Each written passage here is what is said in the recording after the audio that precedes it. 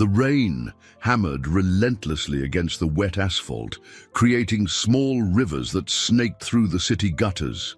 Edward Mendez adjusted the collar of his expensive coat as he walked briskly through the deserted downtown streets. At 52, the businessman had built a financial empire few dared to challenge. But on that cold December night, he felt strangely vulnerable.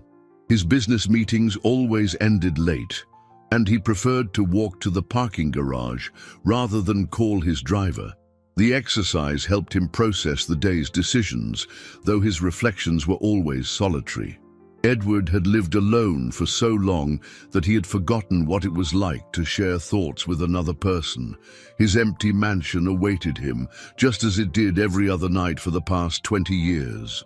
The echo of his footsteps reverberated between the buildings when a child's voice cut through the pre-dawn silence like a blade. It was a desperate sound, laden with an anguish that made his heart pound.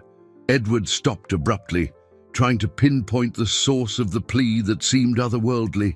"Daddy, you promised you'd take care of me." The voice trembled with cold and desperation. Following the sound, Edward turned towards a narrow alley between two commercial buildings. The smell of wet garbage and urine assaulted his nostrils, but he continued advancing, guided by an instinct he couldn't explain. His hands trembled slightly as he reached for his phone to use as a flashlight.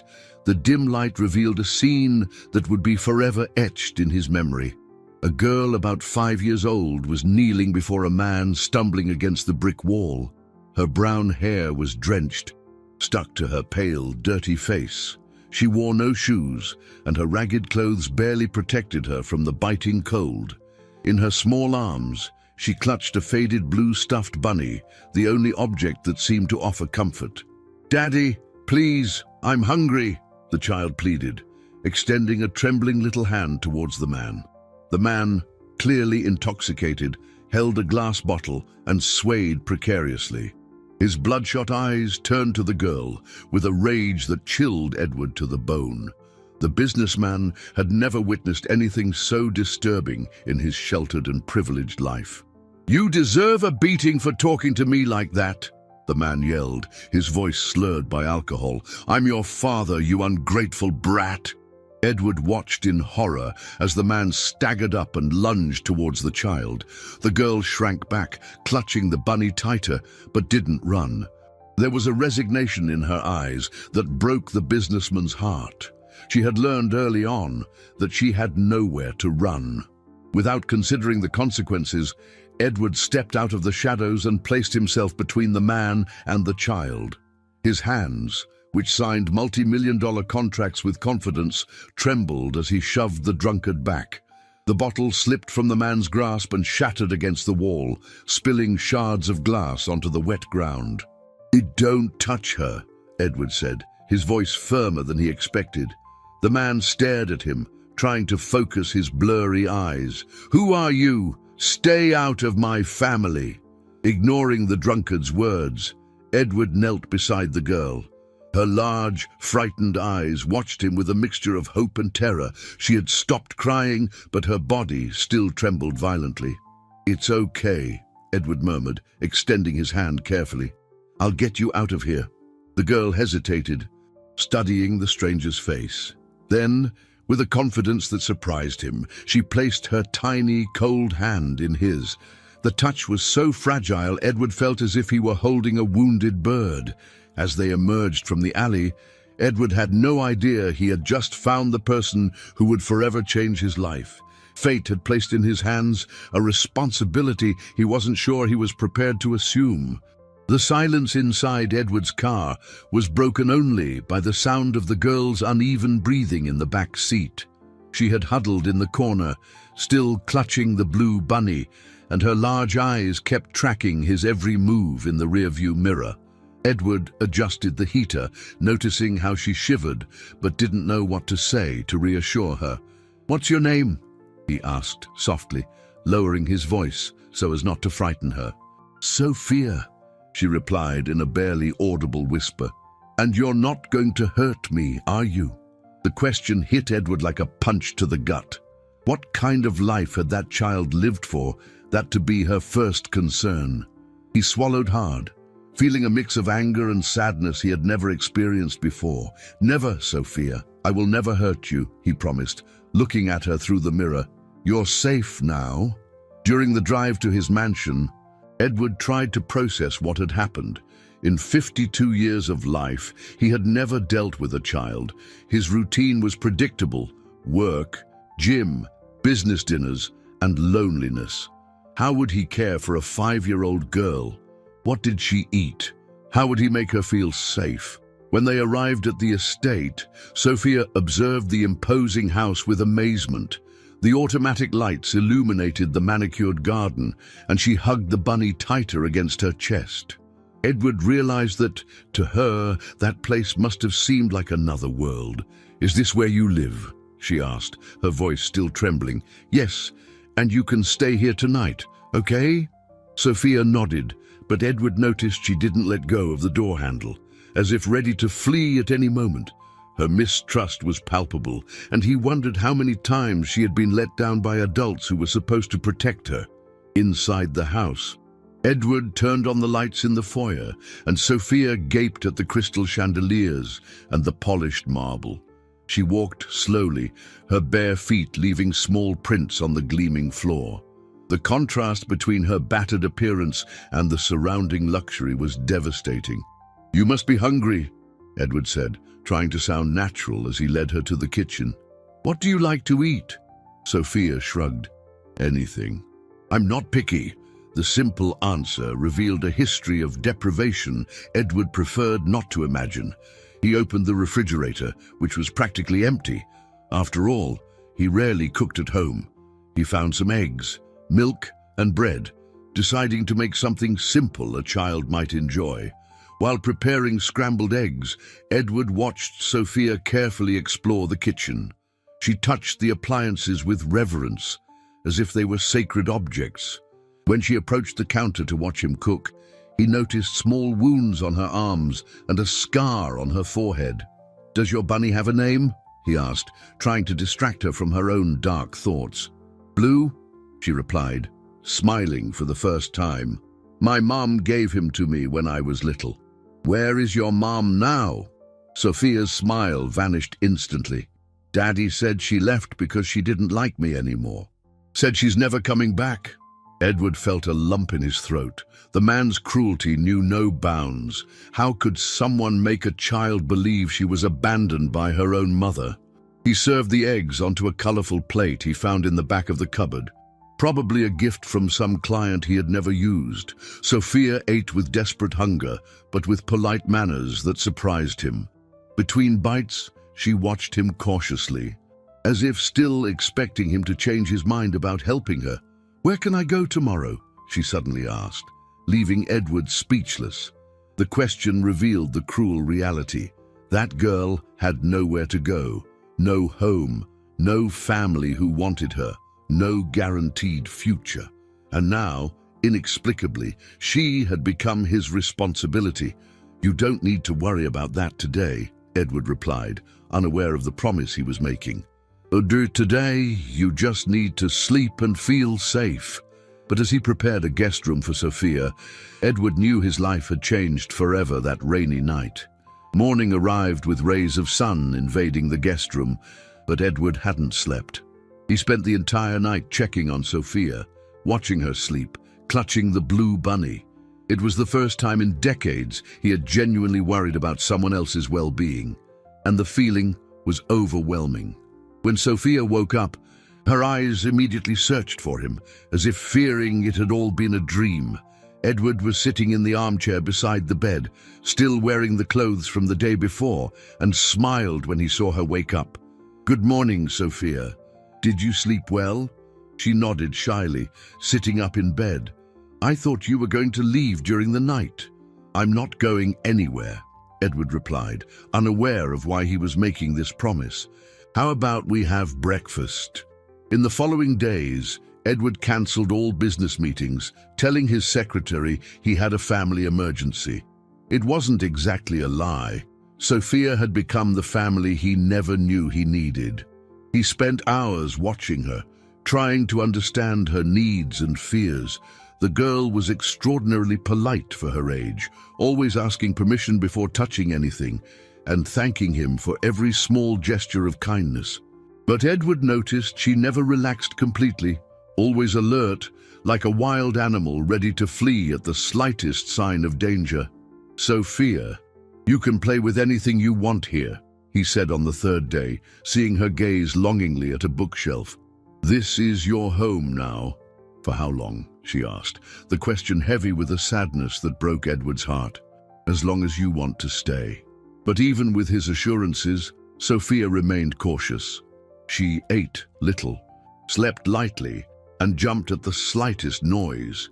Edward realized she had learned to survive in a state of constant alertness, and it revolted him deeply. On the fourth day, Edward decided he needed to buy clothes and shoes for Sophia. She had showered and was wearing one of his shirts, which covered her like a dress. When he suggested they go out to buy clothes, she panicked. "I don't want to go out," she said, hiding behind the armchair. "Or what if he's out there?" Edward knelt down to her level, choosing his words carefully. "Who is he, Sophia?" "The man who said he's my father. He always finds me when I try to run away." The revelation left Edward cold. Sophia wasn't just traumatized. She was being stalked. The man in the alley wasn't just a neglectful father. He was a predator, deliberately terrorizing a child. "Did he hurt you other times?" Sophia discreetly showed him some scars on her arms. "When he drinks too much, he gets angry. Said I'm just like my mother and I deserve to be beaten." Edward felt a rage so intense he had to control himself not to yell. How could a man be so cruel to a defenseless child? He promised himself he would never let anyone hurt Sophia again. "He won't find you here," Edward said, his voice trembling with contained emotion. "I won't let him." That afternoon, Edward called his personal lawyer, Marcus Bell, a man he had known for 15 years and trusted completely. He explained the situation, omitting only a few details about how he had found Sophia. "Edward, you need to understand, this is complicated," Marcus said over the phone. "You can't just take someone else's child. Even if your intentions are good, there are legal procedures." "Then tell me what they are," Edward replied, determined. "I'll do whatever it takes." Marcus explained about adoption processes, temporary guardianship, and reporting child abuse. Everything seemed bureaucratic and time-consuming, while Sophia needed immediate protection. Edward realized he had entered a completely new world, where money and influence didn't guarantee quick solutions. When he hung up the phone, he found Sophia standing in the doorway, clutching Blue. She had overheard the conversation, and her silent tears revealed she had perfectly understood the situation. "Are you going to turn me over to him?" she asked, her voice barely audible. Edward picked her up, feeling how light and fragile she was. "Never, Sophia. I will fight for you with everything I have." But deep down, he knew the battle had just begun. The intercom buzzed at 7 in the morning on a Friday, waking Edward from a restless sleep. He had spent the night planning how to resolve Sophia's legal situation, but hadn't expected reality to knock on his door so early. When he answered, the doorman's voice sounded tense. "Mr. Edward, there's a man here saying he's here to pick up his daughter. He's very agitated and insists you have a child that belongs to him." Edward's heart pounded. He knew exactly who it was, but wasn't prepared for this confrontation. Sophia was having breakfast in the kitchen, finally relaxed after a few days of security. How could he protect her without frightening her even more? "Don't let him in," Edward told the doorman. "I'll go down to talk to him." But before he could move, Sophia appeared in the living room, her eyes wide with terror. She had recognized the man's voice, even through the intercom, and her entire body trembled violently. "He found me," she whispered, hiding behind Edward. "I knew he would find me." Edward knelt down to her level, holding her shoulders firmly. "Sophia, look at me. You are safe. He's not getting in here. I promise." But his words were interrupted by shouts coming from the gate. The man was screaming obscenities and threats, his drunken voice echoing through the complex. Edward realized he needed to act quickly before the situation got out of control. "Go to your room and lock the door," Edward instructed. "Don't come out until I get back." Sophia ran upstairs, clutching Blue, and Edward went down to confront the man who had tormented that child for so long. When he reached the gate, he found a middle-aged, overly thin man with dirty clothes and bloodshot eyes. The smell of alcohol was nauseating even from a distance. "Where's my daughter?" the man yelled, gripping the gate bars tightly. "You can't keep her. She's mine." "She's not your property," Edward replied, trying to stay calm. "She's a child who needs care." "Care?" The man laughed bitterly. "You think you're better than me because you have money? I'm her father. I have rights." Edward looked at the man with disgust. Rights? What rights did someone who mistreated a child have? But he knew that, legally, the situation was complicated. The man was technically correct about having parental rights, even being a terrible father. "If you really care about her, you can visit when you're sober," Edward said, trying to negotiate. "But she's not going back to live in an alley." "She's coming back with me today." The man shook the gate violently. "If you don't hand her over now, I'm calling the police. I'll say you kidnapped my daughter." The threat hit Edward like a blow. Could he really be accused of kidnapping? He had taken Sophia from the alley without legal permission, driven only by the desire to protect her. From a legal standpoint, perhaps he was indeed a kidnapper. "You have 5 minutes to bring her out here," the man continued, his voice growing more aggressive. "Or I'm calling the cops, and you'll see what happens to rich folks who steal children." Edward went upstairs, his mind in a whirl. He found Sophia hiding under the bed, crying silently. He lay down on the floor beside her, speaking in a low voice. "Sophia, I need to tell you something important. That man said he's going to call the police. Will they take me away?" she asked, her voice muffled by the blanket. "I won't let that happen, but we might need to talk to some people." "Explain what happened." Sophia crawled out from under the bed, her eyes red from crying. "He always says no one will believe me, says I'm a liar and everyone will take his side." Edward felt a fierce determination grow in his chest. No matter what it took, he would not allow that child to return to a life of abuse and neglect. He discovered he had a much bigger heart than he imagined, and now he needed to use all his intelligence and resources to protect Sophia. "He's lying," Edward said, holding her small hands. "There are good people who will help us. You just need to trust me." But when the intercom buzzed again, announcing the police arrival, Edward realized the real battle was just beginning. 2 police officers entered Edward's living room, their gazes sweeping over the luxurious surroundings with a degree of suspicion. Sergeant Martinez, an experienced middle-aged man, took the lead in the conversation, while his partner, Officer Silva, took notes in a small notebook.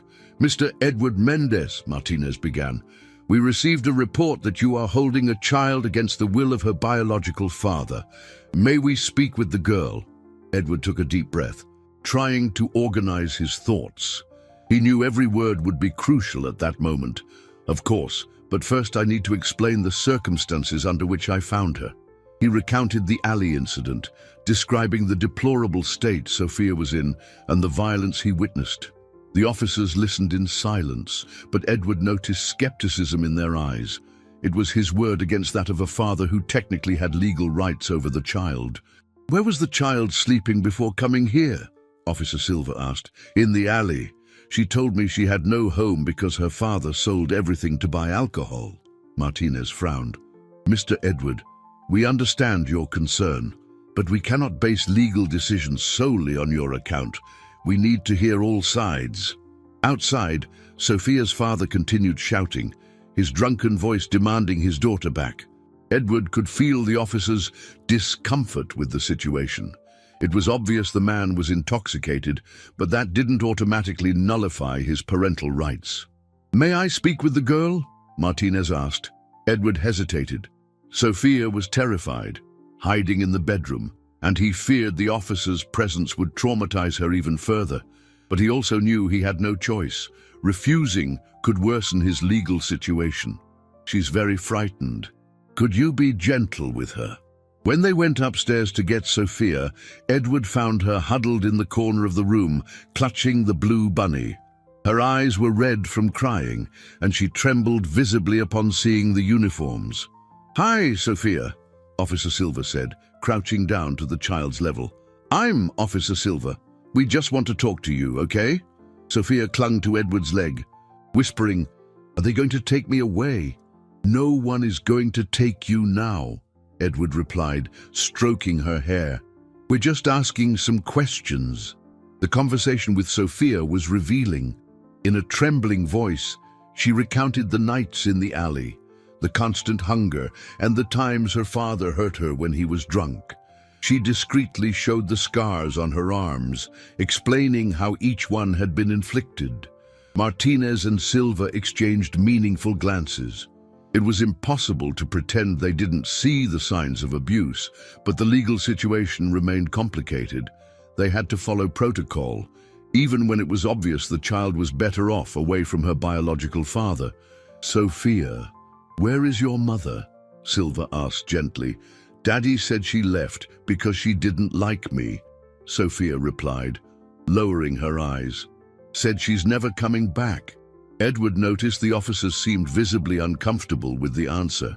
A mother who simply abandoned her young daughter. Something was wrong with that story, but they couldn't investigate everything at the moment. When they came back downstairs, Sophia's father was gone. The doorman reported that he had left muttering threats, but promising to return. His absence further complicated the situation. The officers couldn't assess his condition or ask important questions. "Mr. Edward," Martinez said, putting away his notebook, "we'll need to involve Child Protective Services. This situation needs to be assessed by specialized social workers." Edward felt the ground slip out from under him. CPS meant bureaucracy, investigations, and possibly Sophia being placed in a shelter while they decided her fate. All he wanted was to protect her, but the system seemed determined to complicate things. "How long will this take?" he asked. "It could take weeks or months," Silva admitted. But the child can stay here temporarily, as long as you commit to cooperating with all investigations."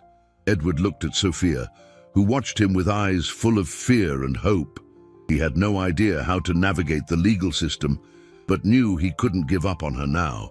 "I'll do whatever it takes," he promised, unaware that this would be just the first of many battles he would have to face.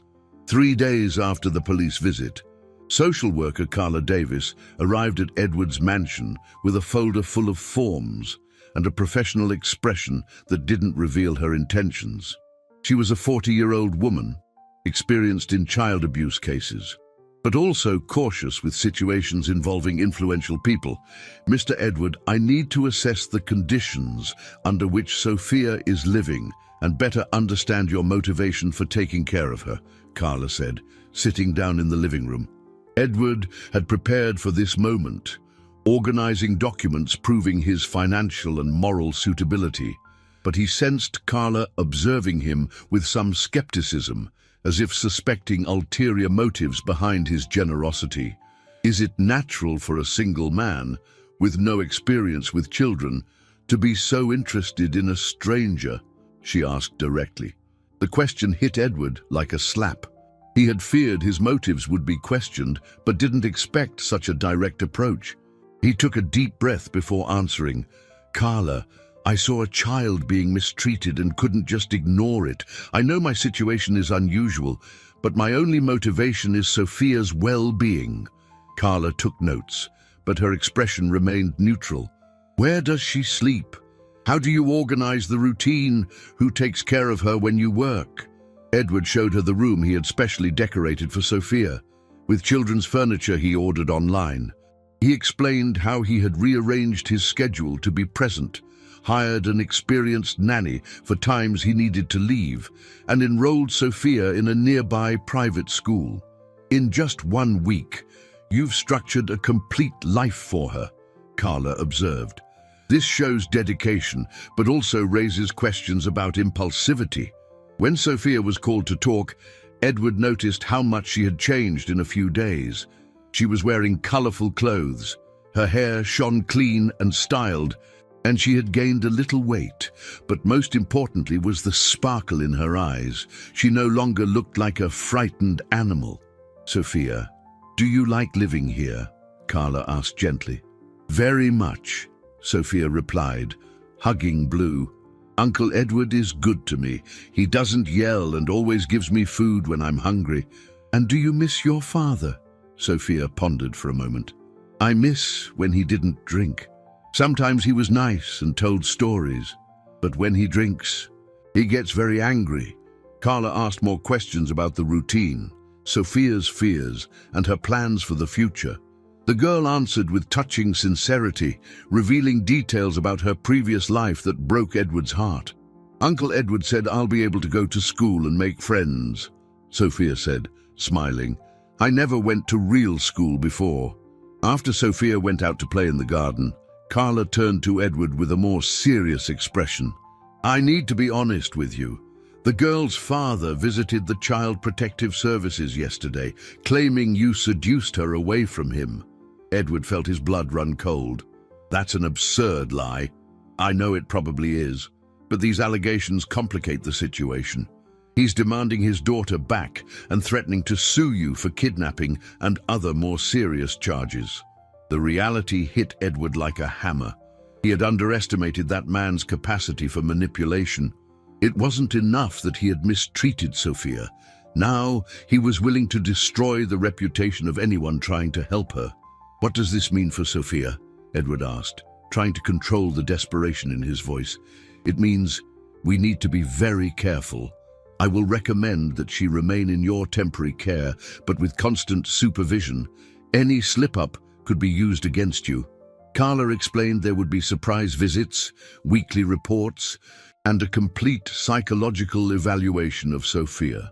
The process would be long and invasive, but it was the only way to protect both the child and Edward from the malicious accusations.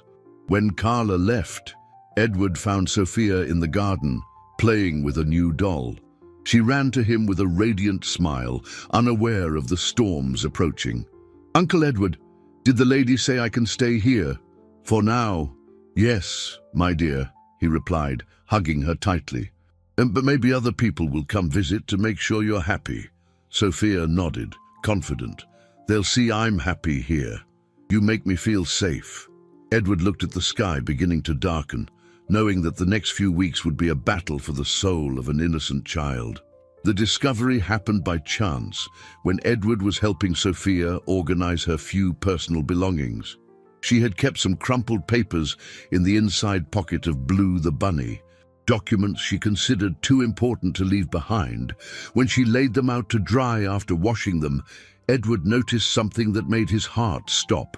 It was a deteriorated, but still legible, birth certificate. The father's name listed was not the man from the alley. It was Rafael Santos, deceased 3 years prior. The man who had been terrorizing Sophia and claiming parental rights was, in fact, just a stepfather. "Sophia," Edward called gently, holding the document with trembling hands. "Who is Rafael Santos?" Sophia's eyes instantly filled with tears. "He was my real daddy. He died when I was 2. Mommy was very sad." Edward felt as if the ground had disappeared from beneath his feet. "And the man from the alley? He married Mommy after Daddy died. At first, he was nice, but then he started drinking and getting angry with us. The revelation changed everything. If that man wasn't Sophia's biological father, he had no automatic parental rights. But this also meant there was a much more complex and dark story behind the girl's situation. "Sophia, where is your real mother?" Edward asked, bracing himself for an answer he feared hearing. "He said she left, but I heard him talking on the phone once," Sophia whispered, looking around as if still afraid of being overheard. "He told someone that Mommy was safely kept and that no one would find her." Edward felt a chill run down his spine. Sophia's words suggested something far more sinister than abandonment. That man hadn't just been neglectful. He had done something to Sophia's mother. That same afternoon, Edward called Marcus Bell, sharing the discovery. Marcus's reaction was immediate and alarming. "Edward, this changes the legal landscape completely. If this man isn't the biological father and the mother is missing, this could be a case of kidnapping or worse. We need to involve the police immediately."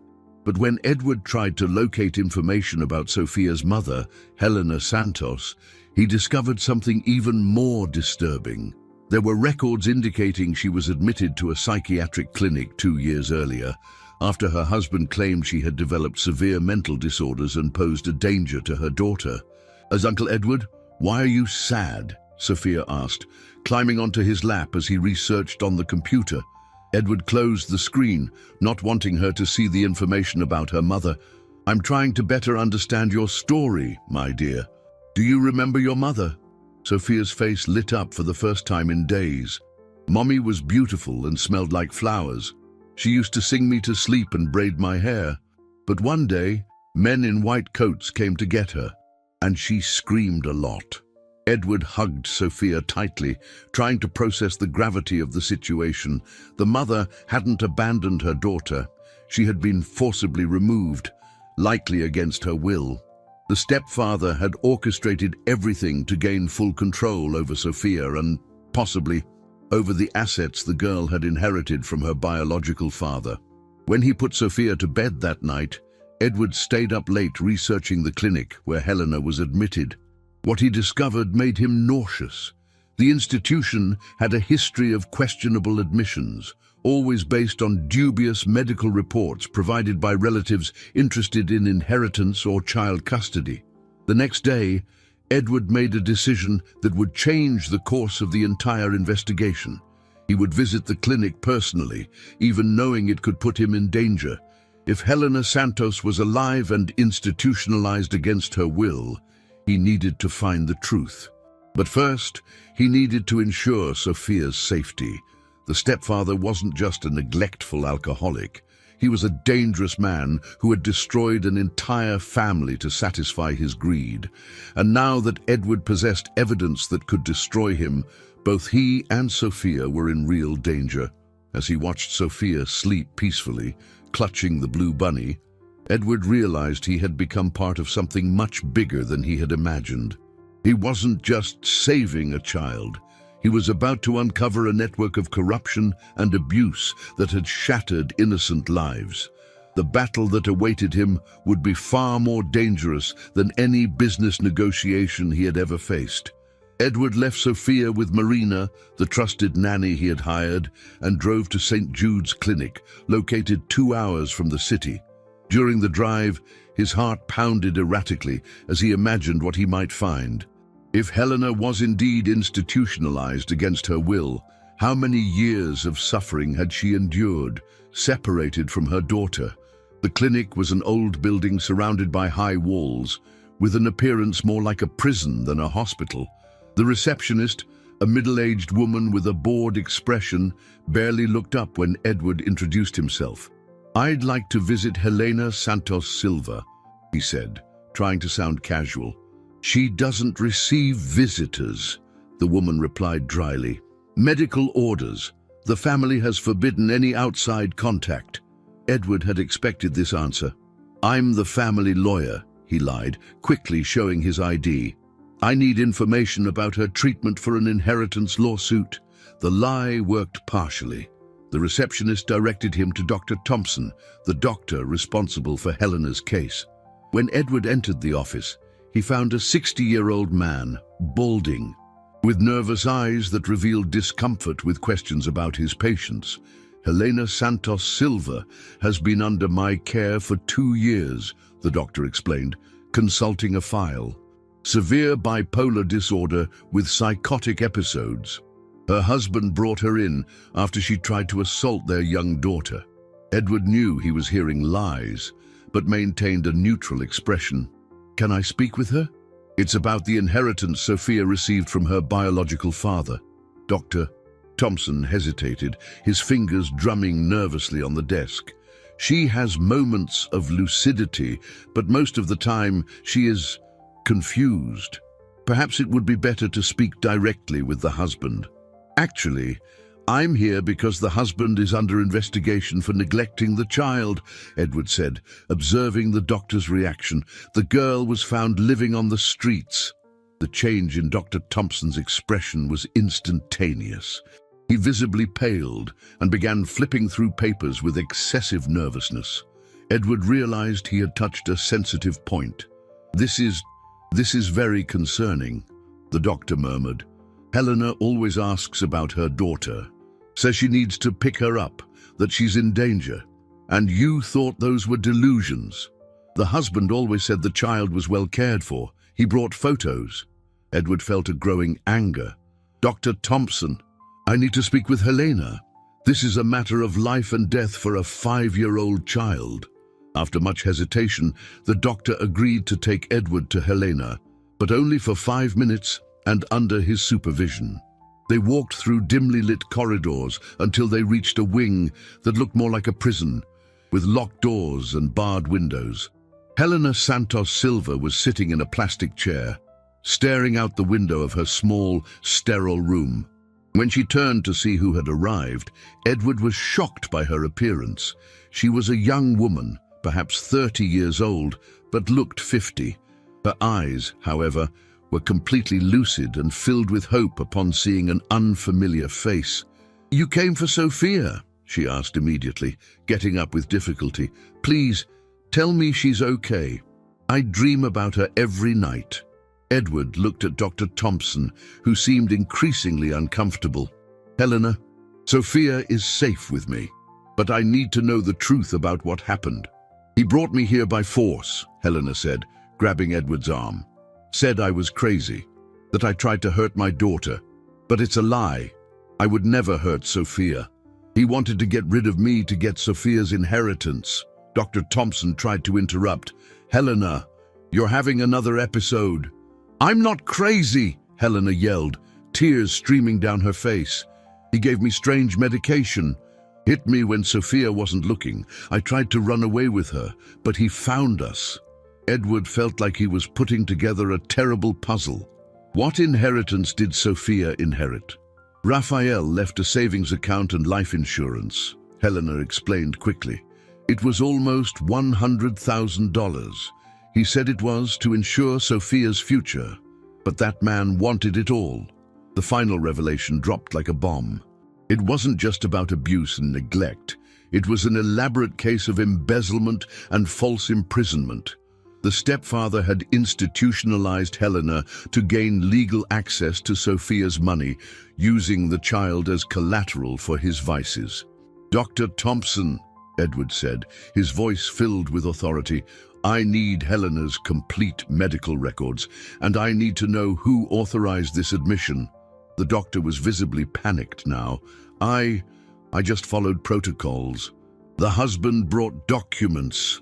Edward realized he had only uncovered the tip of the iceberg. How many other patients were institutionalized under questionable circumstances? How many families had been destroyed by this scheme? But his priority now was to reunite Helena and Sophia and ensure both were safe before the stepfather discovered that his web of lies was unraveling. Edward left the clinic with a folder full of documents that Dr. Thompson had handed him with trembling hands, fearing the consequences of his complicity in the scheme. During the drive back, he called Marcus Bell, relating everything he had discovered.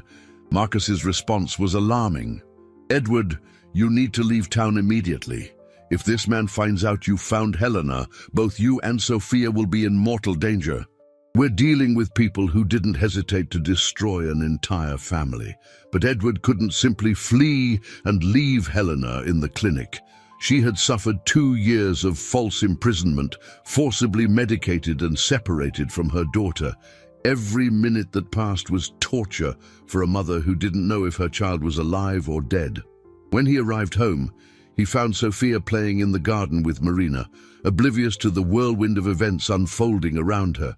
Upon seeing him, she ran into his arms with the radiant smile she had learned to give in the last few days of security. "Uncle Edward!" Marina taught me how to make bracelets. Want to see? Edward hugged Sophia tightly, feeling the weight of responsibility on his shoulders. How could he explain to a 5-year-old girl that her mother was alive and that they would be reunited soon? How to prepare a traumatized girl for another radical change in her life? Sophia, I need to tell you something very important, he said, sitting down on the garden floor beside her. I found out your mommy is alive. Sophia's eyes widened, and blue fell from her hands. Mommy is alive. Where is she? Why didn't she come get me? She's in a place where bad men kept her away from you, but we're going to get her, and you'll be together again. Sophia started crying, but they were tears of relief and joy. I knew she hadn't abandoned me. I knew she loved me. That night, Edward developed a plan with Detective Anna Miller and her specialized legal team. They would file a lawsuit to free Helena while simultaneously reporting the clinic's illegal admission scheme.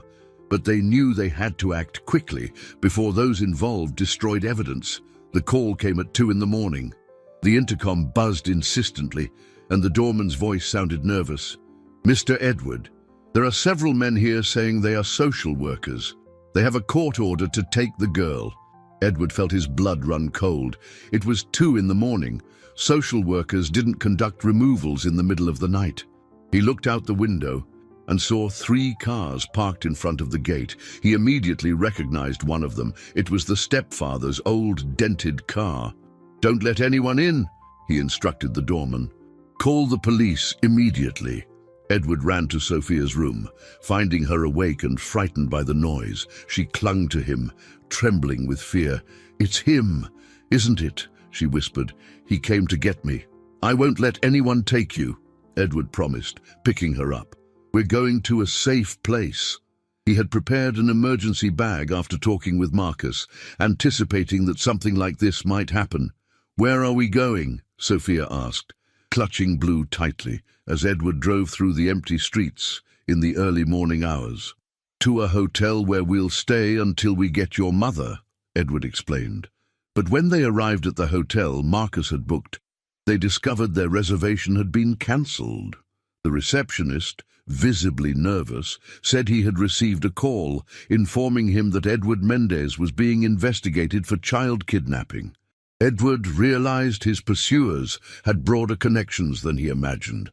They could track his movements and influence people even before he arrived at places. It was clear the scheme involved more people than just Sophia's stepfather.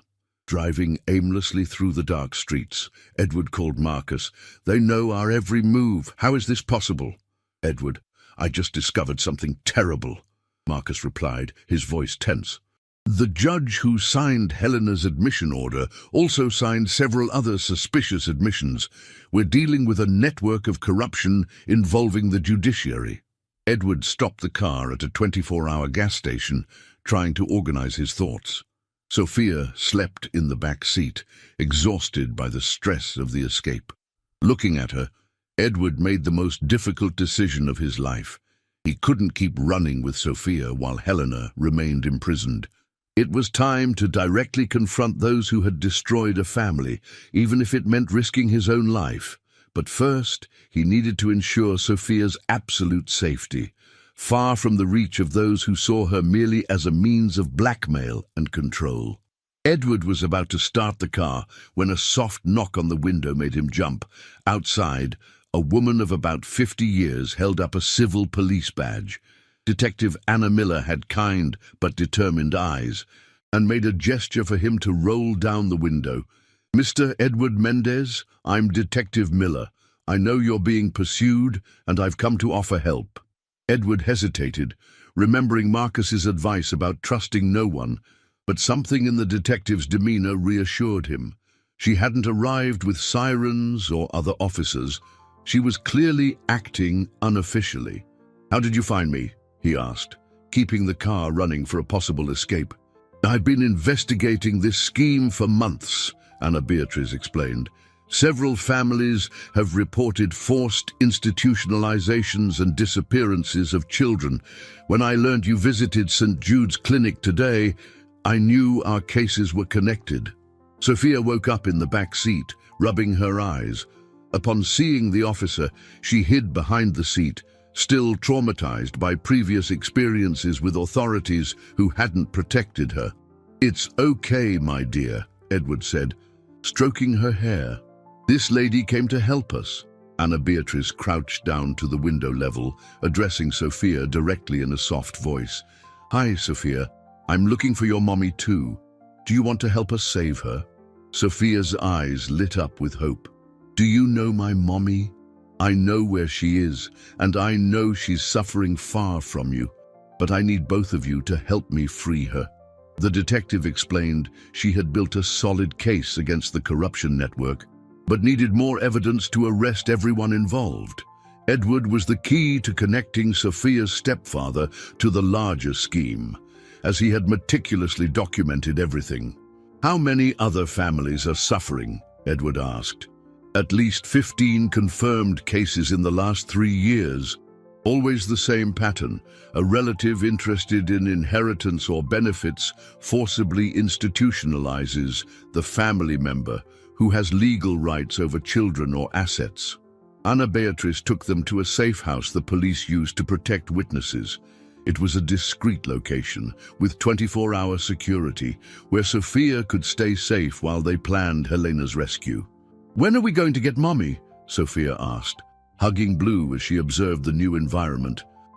"Very soon," the detective promised. "But first, we need to make sure you both will be safe forever." Edward spent the night planning with Anna Beatrice and her specialized team.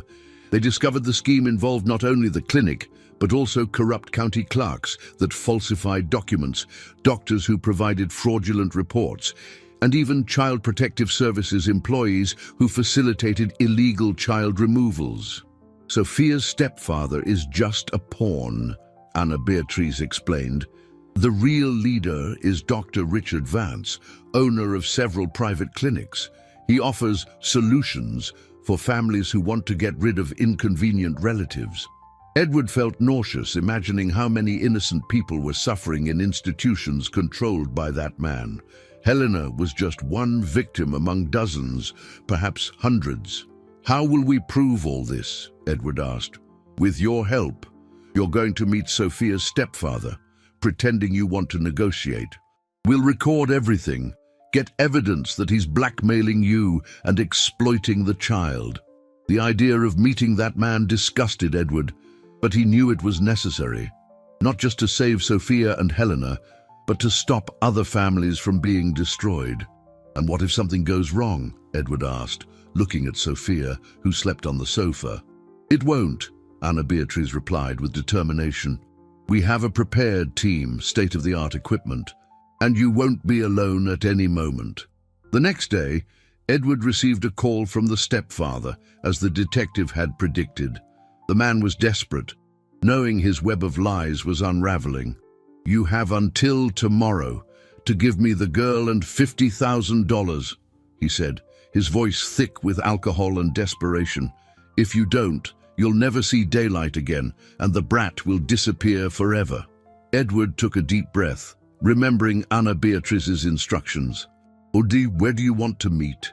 The same alley where you found her, midnight, and come alone, or the deal is off?" When he hung up, Edward looked at Sophia, who was playing with a new doll the detective had bought. Soon, that brave girl would have her mother back and a real chance to be happy.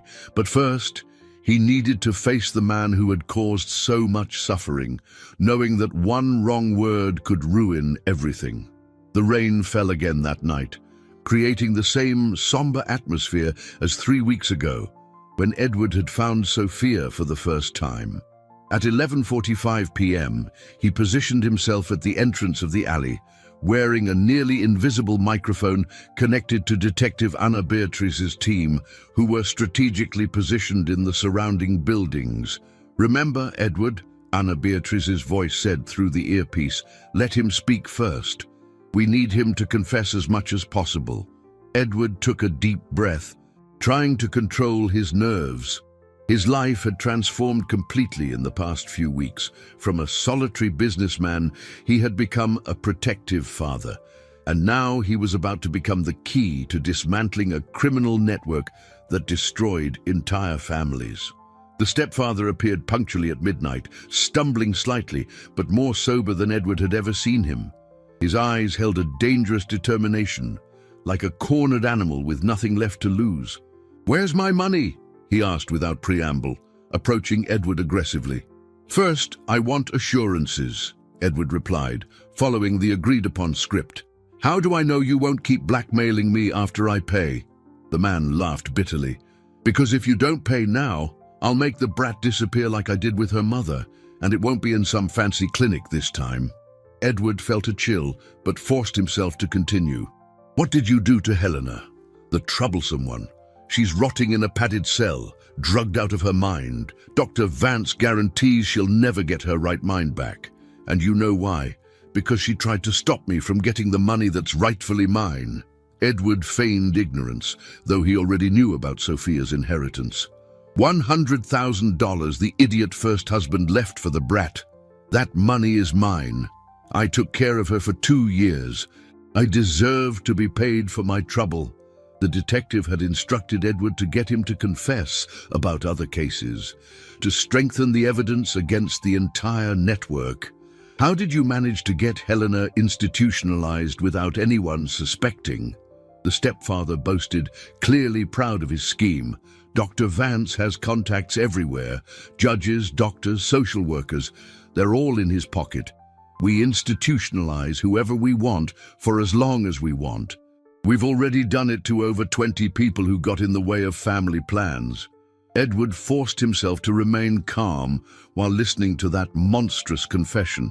20 people, 20 families destroyed by the greed and cruelty of those criminals. "And what if I don't pay? Then the brat will have an accident.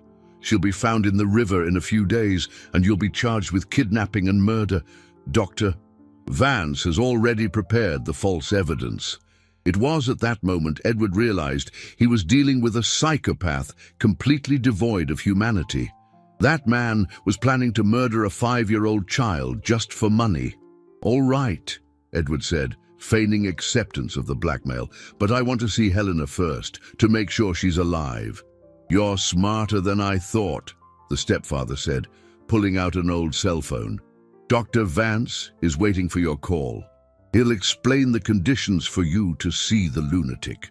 As the man dialed, Edward heard Detective Miller's voice in his earpiece. "Perfect, Edward.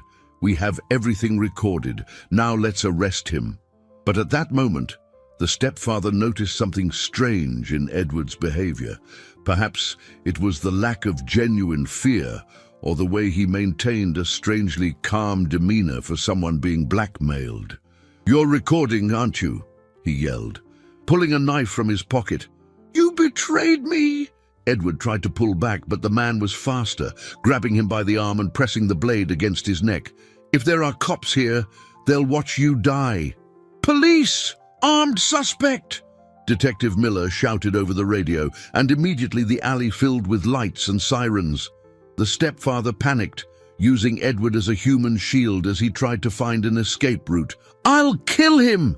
"I swear I'll kill him. Drop the weapon!" Detective Miller shouted, approaching with her pistol drawn. "You're surrounded."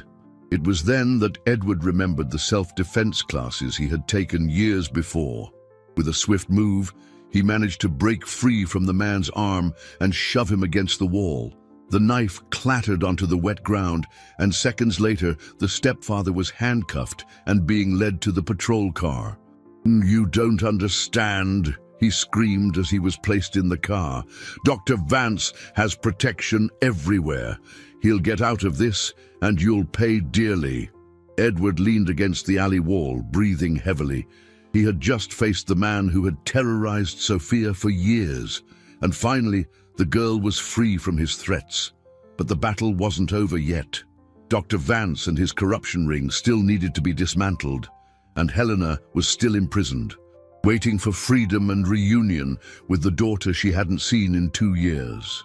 The morning after the confrontation in the alley, Edward woke up at the safe house to find Sophia playing calmly on the floor, while Detective Miller organized an operation that would change the fate of dozens of families. The evidence collected the previous night was sufficient to obtain search and seizure warrants against the entire criminal network. "Today's the day, Sophia," Edward said, kneeling beside her. "Today, we're going to get your mommy." Sophia's eyes lit up with a hope that had been suffocated by 2 years of separation. "Will she remember me? I've grown so much." "Mothers never forget their children," Edward replied, hugging her. "She thought of you every day." At 10 in the morning, a task force composed of police officers, district attorneys, and forensic doctors simultaneously headed to 5 locations: St. Jude's Clinic, Dr. Vance's office, 2 suspect county clerk offices, and a security company that supplied corrupt employees to the institutions. Edward accompanied the team going to the clinic, bringing Sophia so she could reunite with her mother immediately after her release. During the drive, he prepared the girl for what she might encounter. "Your mother might be weak or confused because of the medication they gave her," he explained gently. "But when she sees you, she'll be okay again." When they arrived at the clinic, they found Dr. Thompson trying to destroy documents in the parking lot. Detective Miller apprehended him immediately, while her team spread throughout the building to locate all patients admitted irregularly. Edward followed the officers through the corridors he had walked the day before, but this time with Sophia holding his hand tightly. The girl was nervous, but determined to reunite with the mother she had cried for during so many lonely nights. "Mommy!" Sophia shouted when she saw Helena through the room's glass window. Helena was sitting in the same plastic chair, staring outside. But when she heard her daughter's voice, she turned around with an expression of utter disbelief. "Sophia, my girl?" Helena stood up with difficulty, her hands trembling as she tried to process if she was dreaming or if her daughter was really there. When the door opened, Sophia ran into Helena's arms, and they both broke down in tears. Edward watched the reunion with tear-filled eyes, realizing that this moment justified all the risks he had taken. "I knew you would come back for me," Helena cried, showering Sophia's face with kisses. "I never stopped believing." "Mommy, Uncle Edward saved me," Sophia said, pointing to Edward. "He gave me food, clothes, and promised we'd find you." Helena looked at Edward with gratitude that couldn't be expressed in words. "How can I ever thank you for taking care of my daughter?" "Seeing you together again," Edward replied, his voice thick with emotion. "That's enough." While Helena received medical attention to reverse the effects of the medication she'd been forced to take, Detective Miller coordinated the release of other patients. In total, 18 people were found admitted irregularly, some for over 3 years. Dr. Vance was arrested at his office, attempting to transfer money to offshore accounts. During the search, files were found detailing hundreds of cases of fraudulent admissions, document forgery, and embezzlement of inheritances and benefits. "This operation will make history," Detective Miller told Edward. "You helped dismantle one of the country's largest family exploitation rings." But for Edward, what truly mattered was happening in the clinic's garden, where Sophia was showing Helena the bunny blue, recounting all the adventures they had shared during their separation. "He gave me courage when I was scared," Sophia explained, "and he always reminded me that you loved me." Helena hugged her daughter tightly, whispering promises that they would never be separated again. "Let's go home, my princess. Let's build a new life." Edward watched mother and daughter walk hand in hand towards the car that would take them to freedom, and felt a profound satisfaction that no business success had ever provided. He had discovered that true wealth wasn't in his bank accounts, but in the ability to use his resources to protect the most vulnerable. When they arrived at the police station to formalize Helena's release and Sophia's permanent custody, Edward realized his journey as protector was coming to an end. Sophia would return to her biological mother's care, as she should. But then Helena asked a question that changed everything. "Edward, would you like to be Sophia's godfather? After all you've done for us, you've become family." Edward looked at Sophia, who smiled hopefully, and at Helena, who watched him with sincere gratitude. At that moment, he realized he had found something he had sought his entire life, a true family, built not by blood ties, but by the bonds of love and mutual care. 3 months had passed since Helena's rescue, and life had found a new rhythm for everyone. Edward was in his mansion, helping Sophia with her math homework, while Helena prepared dinner in the kitchen. The house that once echoed with loneliness now vibrated with laughter, conversations, and the soft music Helena liked to listen to while cooking. "Uncle Edward, this problem is really hard," Sophia complained, pouting as she looked at the numbers in her notebook. "Let's think about it together," Edward said, sitting beside her. "If you have 5 dolls and your mum gives you 3 more, how many do you have in total?" Sophia counted on her fingers, concentrating. 8. "But I prefer playing with Blue." The blue bunny occupied a place of honor on the shelf in Sophia's new room, in the house Edward had bought for Helena and her to live in. It was a smaller residence than his mansion, but full of light and warmth, located in the same neighborhood so they could see each other every day. "And the other cases?" Helena asked, serving dessert to everyone. 17 families have been reunited," replied Detective Miller, who had become a close friend. Dr. Vance was sentenced to 15 years in prison, and the entire network was dismantled. Sophia's stepfather got 8 years for extortion and threats. Edward watched Sophia playing on the floor with a new doll, completely oblivious to the legal complexities that had determined her fate. She had transformed into a normal child, curious and cheerful, who went to school every day and had made several friends. "Uncle Edward," Sophia said, running to him after dinner. "My teacher asked me to write about my family. Can I write about you too?" "Of course, Princess, but remember to say that your mother is the most important person in your life." "I'm going to write that I have 2 most important people," Sophia replied, smiling. "Mommy and my heart dad." Edward felt tears prick his eyes. At that moment, he realized he had found not just a family, but also a greater purpose for his life. His financial resources now had a profound meaning. They were tools to protect other children like Sophia and reunite other families like theirs. "Edward," Helena said that night after Sophia had fallen asleep, "I have a proposal for you." They were on the porch of the house, watching the stars shining in the clear sky. Edward had grown accustomed to these moments of quiet conversation when they could reflect on the day and plan for the future. "And Sophia wants you to officially become her godfather," Helena continued. "She wants to have a ceremony with a party and everything. What do you think?" Edward smiled, imagining Sophia planning all the details of a party to make official what was already a reality in their hearts. "I think that would be the honor of my life." 3 months later, in a moving ceremony at the same church where Raphael had been baptized, Edward formalized his role as Sophia's godfather. Detective Miller was the godmother, and the entire team that had worked on the case was present to celebrate. Sophia wore a white dress with blue accents, the color of blue, and carried her bunny in her arms throughout the ceremony. When the priest asked if Edward promised to care for and protect Sophia for the rest of her life, his answer echoed through the church: "I promise forever and a day more." After the party, as they were at home organizing the gifts Sophia had received, she asked a question that perfectly summarized the journey they had taken together.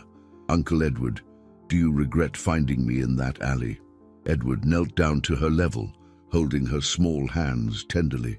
"Sophia, finding you was the most important thing that happened in my life. You taught me that true wealth lies in the people we love. And you taught me that there are good adults who protect children," she replied, hugging him tightly.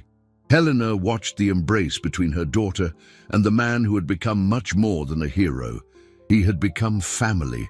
At that moment, she knew Sophia would grow up knowing she was unconditionally loved and would always have a safe place in the world. Edward looked around the house filled with laughter, toys, and love, and realized his transformation was complete. The solitary businessman had found his true calling. to be a father, protector, and defender of those most in need of care. Outside, the rain began to fall again, but this time there was nothing somber about it. It was just rain, washing the world towards a new beginning, just as that night in the alley had washed Edward's soul and given him a new life. Sophia fell asleep on the sofa, between Edward and Helena, clutching blue as they planned the next adventures they would share as a family. And for the first time in his life, Edward Mendez knew for sure that he was exactly where he was meant to be.